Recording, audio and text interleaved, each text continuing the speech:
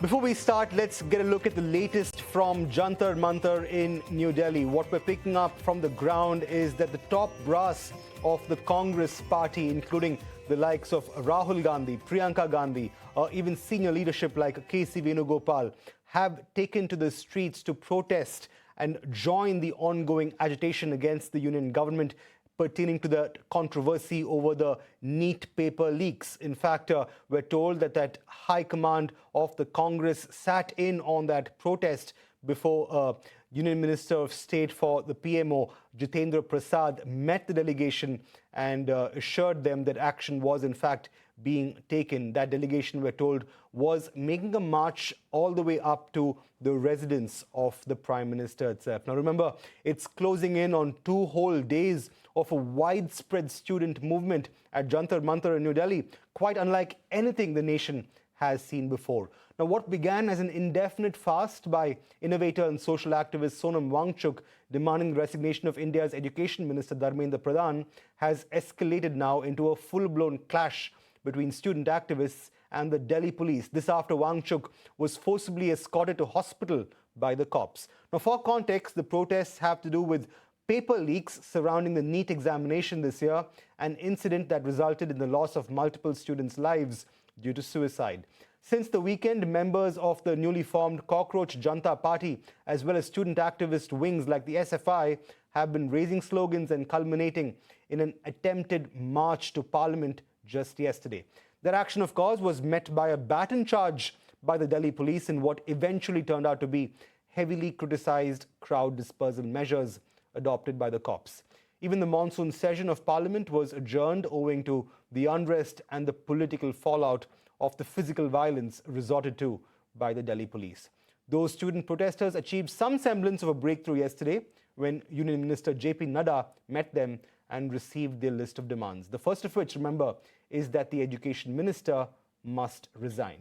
Now it's the turn of lawmakers from South India to throw their weight firmly behind protesting students. DMK MP from Thoothukudi, M.K. Kanimuri, has laid the blame squarely on the centre, accusing the BJP-led government of perpetrating violence since it has run out of answers. The CPIM MP, John Brittas, also said that the discontent with the government is spilling onto the streets.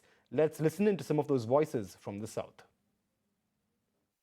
Protest is the most democratic form of expressing the people's opinion. And there have been valid questions.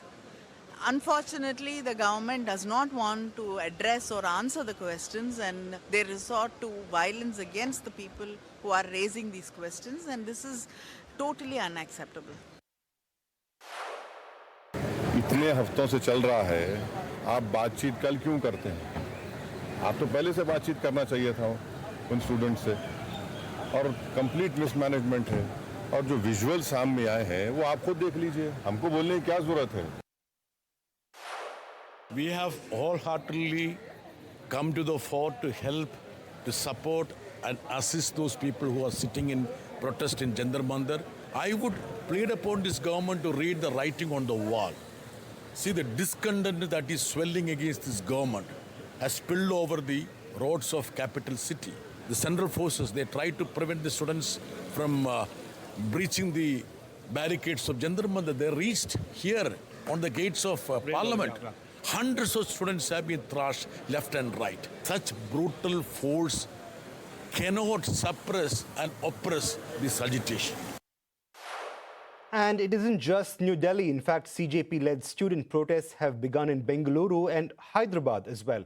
A group of students have been protesting in Bengaluru's Freedom Park since yesterday, even as the unrest owing to the NEET controversy, the leaks of those papers, that is, has also reached Hyderabad. Hundreds of students from the city, including a group from the Nalsar University of Law, took to the streets demanding accountability and a transparent investigation into the alleged leak. Protesters maintained that the repeated controversies surrounding the medical entrance exam are eroding trust in the examination system and jeopardizing the future of millions of NEET aspirants. Moving on next, a study by real estate consultant Cushman & Wakefield has revealed that data centers accounted for 40% of pan-India institutional real estate investments for the April-June quarter, making the asset class only second to the office sector's 51% share. Now, the contribution from South India to these numbers isn't insignificant. Chennai, the report says, has over 300 megawatts of operational capacity in data center investments, while Bengaluru comes in at around 180 megawatts, even as Hyderabad brings up the rear at about 150 megawatts in data center capacities.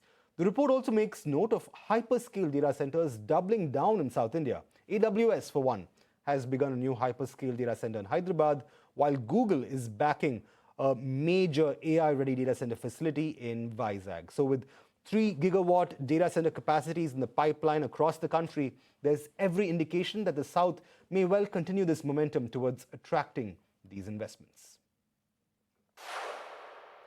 And staying with tech, IT major Cognizant has bagged one of its biggest contracts in recent times.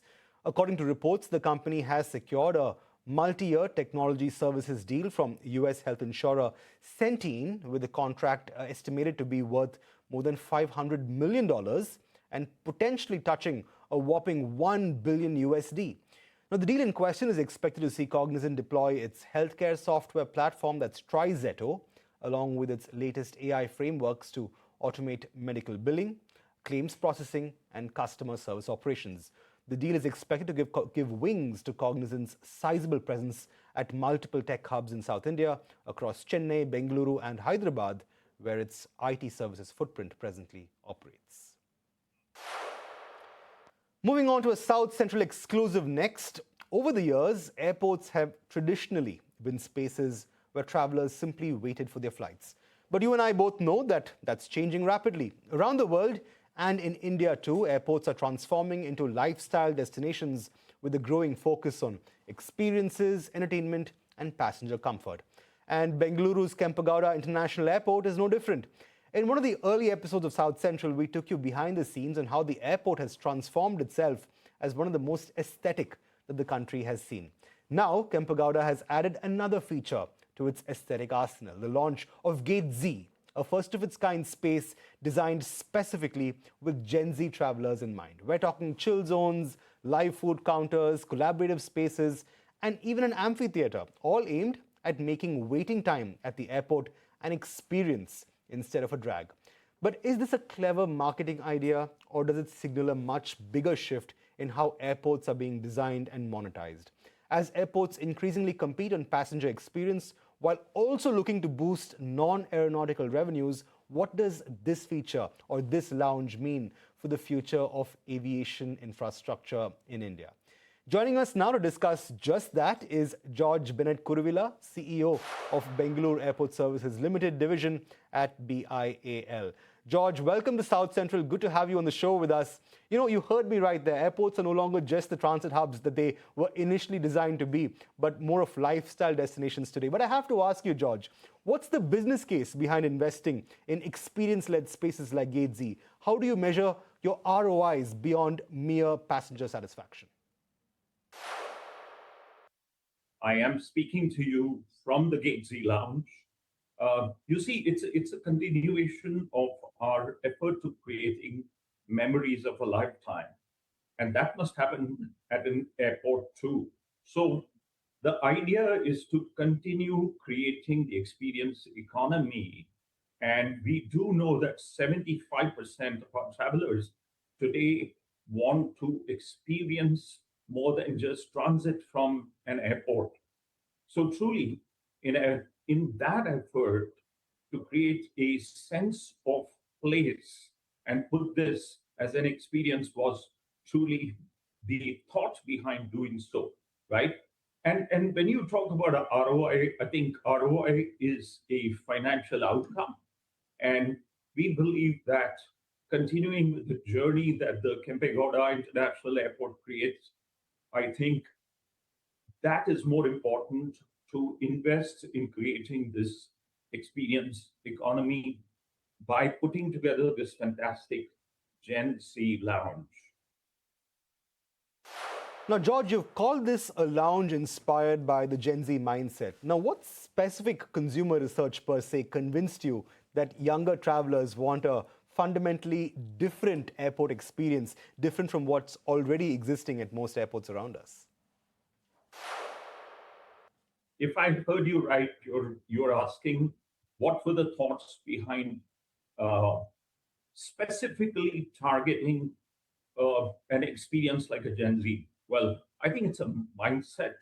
And when we try to do this, we are also, like I said, we know that I think the average age that we have that fly in and out of the airport is between 28 to 35 years, right? And that's an average, right? Now, keeping that in mind, we are already creating experiences.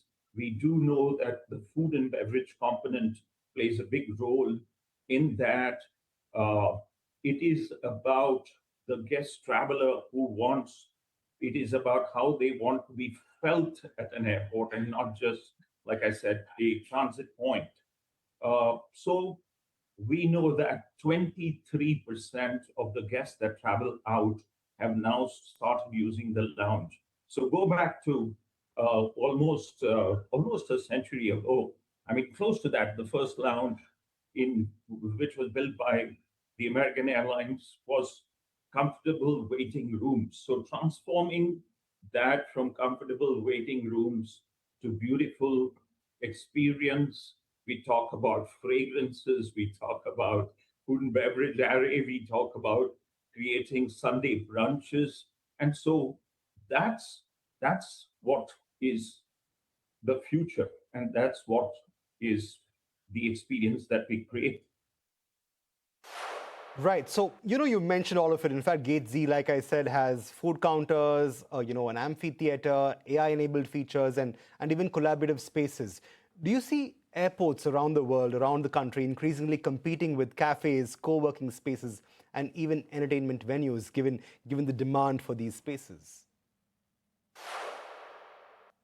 Well, I think one has to be very mindful about how you blend this, right? I mean, here at Bengaluru, in the Kempegowda International Airport, what we create is a good mix of regional, because our local heroes, uh, we have 50-mile concept, for example, what we do at the airport lounge, where we source from the local farmers. We celebrate their dishes by mentioning, um, the vegetables that we source from close by that are integral part of the recipe that goes to make some of the fine dishes, right? So while we celebrate regional, I think it's important also to bring the global brand. So we actually mix that, we blend that very well when we create this experience at the lounge. Globally, while this is a trend, I think it's important to have what you call as it's not the velocity in which you do it, but there has to be depth in the experience. And as we speak, George, the fact is that Indian airports across the country are also witnessing longer dwell times as passenger traffic grows across the board at airports in the country. Is Gate Z also a way then for BIAL to increase non-aeronautical revenue through, let's say, food, retail, or other experiences? Absolutely. We have a beautiful cafe, which is part of the Gate Z Lounge. The cafe has the bubbles and brew. We talk about the local coffee that we have, the plantation straight that we source from food, for example. We talk about a fantastic array of spirit-forward cocktails.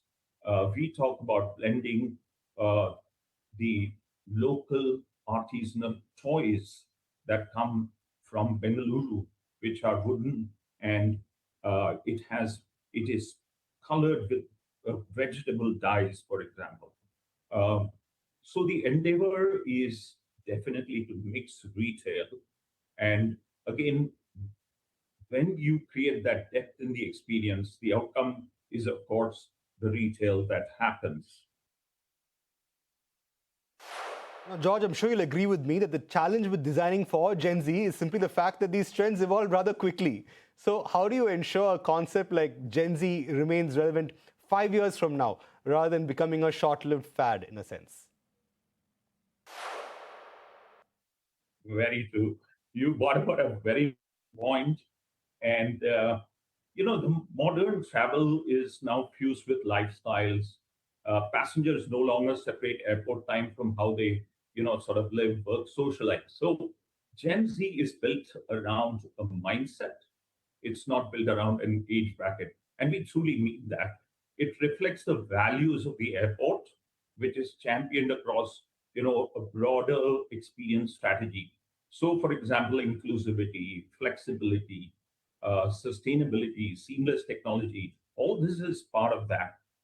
But what is what the guest traveler will experience is not a niche experiment. For example, we say it's a natural evolution of what we do. It's relevant to a 22-year-old founder as well as a 45-year-old frequent flyer alike. So it's really open to everybody.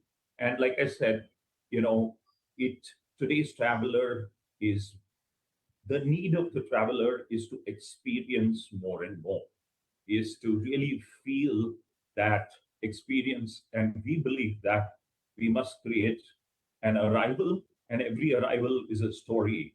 That is how we live, have what we call as the feels like BLR experience. Right, and even as we speak, the fact is that the Bengaluru Airport has consistently positioned itself as an innovation leader of sorts. The recent Tito terminal, of course, an example of that. Should passengers expect more such themed or demographic-specific spaces, whether for families, business travelers, or wellness, perhaps, in the future? What's on the anvil? It's a continuous journey, and the innovation at the airport, it's not actually trend chasing. It's an important metric for us for sure. But continue. I think it is more important to see how you continuously respond to the passenger needs. And the city itself is evolving in many ways. Uh, Passengers, therefore, today have that expectation from the airport.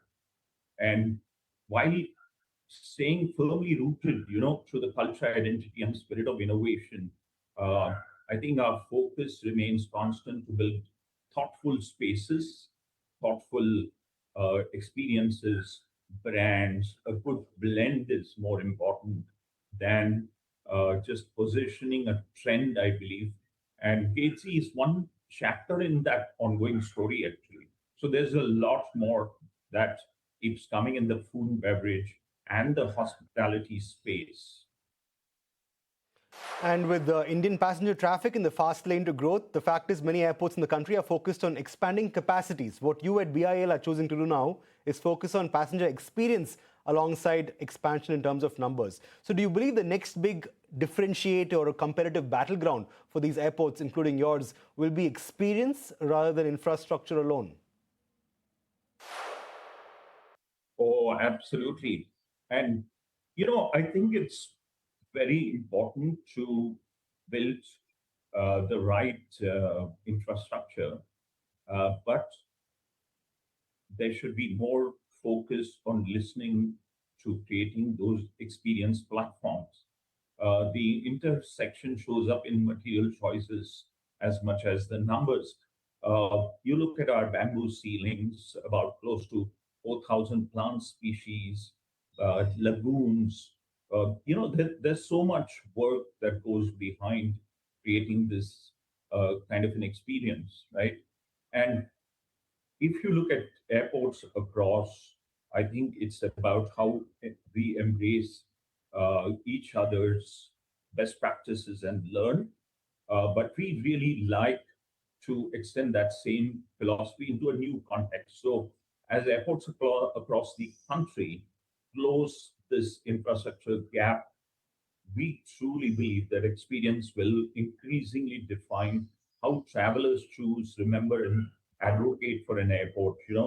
Consistently, we've seen dwell time, which is the amount of time people spend at the airport, has gone up, particularly from a Bengaluru context, because and it's not just navigating through the traffic, but it is looking forward to the time being spent at the airport. And we've only seen dwell time consistently go up and up, um, you know, just because of the experience which is rendered out. You know, George Kuruvilla, I may not be Gen Z, but I look forward to chilling at that Gate Z lounge the next time I'm flying out of Bengaluru Airport. On that note, thank you so much for joining us on South Central and bringing us up to speed with those insights. Great having you with us on the show. And staying with Bengaluru itself, the Enforcement Directorate has carried out searches at 8 locations in the city in connection to a money laundering probe linked to an alleged ISIS recruitment and terror funding network. Times Now's Akshara is tracking the story and joins us with the latest details. Akshara, what are you picking up at this time?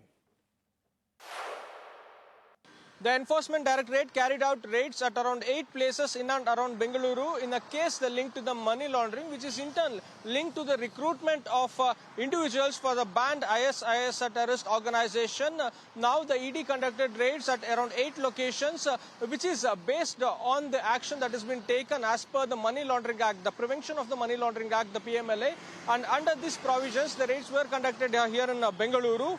And the police officials, the NIA, had charge-treated 5 individuals in this particular case, where there was a study circle called as the ICRA circle that was being carried out, and funds were also channeled into this particular study circle, and individuals who were recruited here were also illegally sent to Syria in order to support the banned terrorist organization ISIS. Now, particularly in this case, in which 5 individuals have been charge-treated by the NIA, the raids were conducted at 8 locations in and around Bengaluru, and also in the individuals who were under the radar of the ED in this particular case. Now, the allegations come in as states that this ICRA circles also channeled funds through this, and also recruited individuals from Bengaluru in order to send them to Turkey illegally. Now, based on these allegations and also the NIA charge sheet, the locations pertaining to these individuals were raided by the ED officials here in Bengaluru today. Well, the ED cracking down then on that alleged ISIS network. Meanwhile, the DK Shivkumar-led Karnataka government has constituted an SIT to investigate allegations of encroachment of government land by Sri Sri Ravi Shankar's The Art of Living and its affiliated organizations in and around the Kagalipura village in Bengaluru's South Taluk.